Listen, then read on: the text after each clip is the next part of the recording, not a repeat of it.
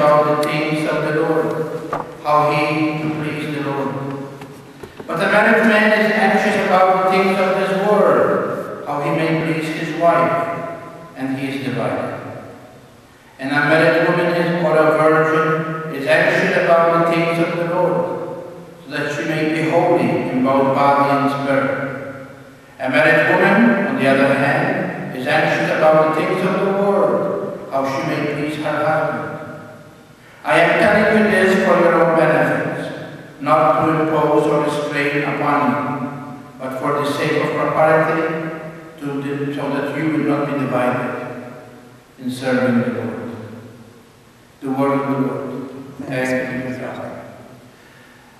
As I told you Sunday, St. Paul is not putting down married life, but he is trying to remind each one of us that the time has come, the time when we are going to meet the Lord. We call it the time of the parousia.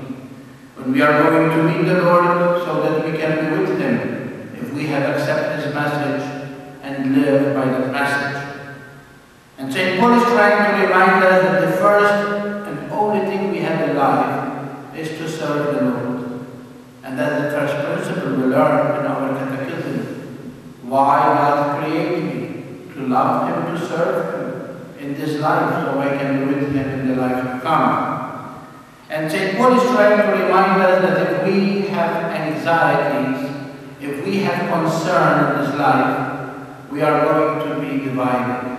Because although we want to love the Lord, there is a lot of things that really bring us down. Because let's face it, if you are a head of a family, you have to provide for your family.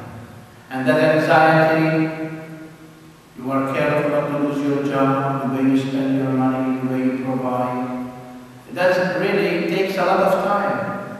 And St. Paul is trying to make us aware that if we are away from that responsibility, he's speaking about those who have selected the call of virginity or celibacy, that we are not divided. We can give the Lord all our time.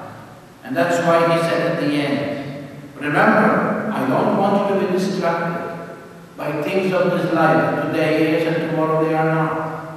So as we continue this celebration tonight, let's ask the Lord to really make us single-minded. That for those times we are married and we have our state of life, we know that the Lord comes before anything.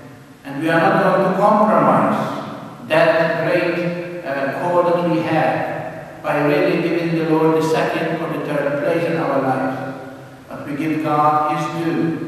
Because if God comes first, everything will follow into place.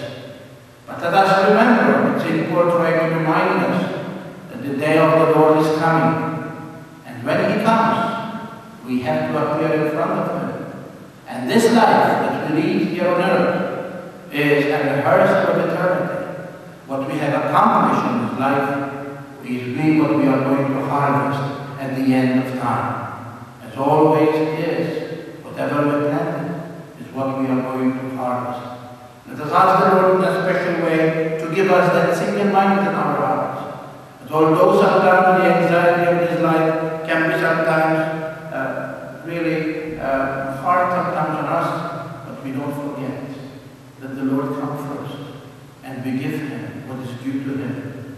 So that in return, he who gives us that responsibility of what vocation or state of life we are, he will help us as we too look forward to fix our eyes on Jesus, so that there, who is our hope, one day we will arrive. This is what we celebrate every time we come to the altar. The Christ who died is the Christ who is risen, is the Christ we hope that one day he will come, so his glory will be our glory.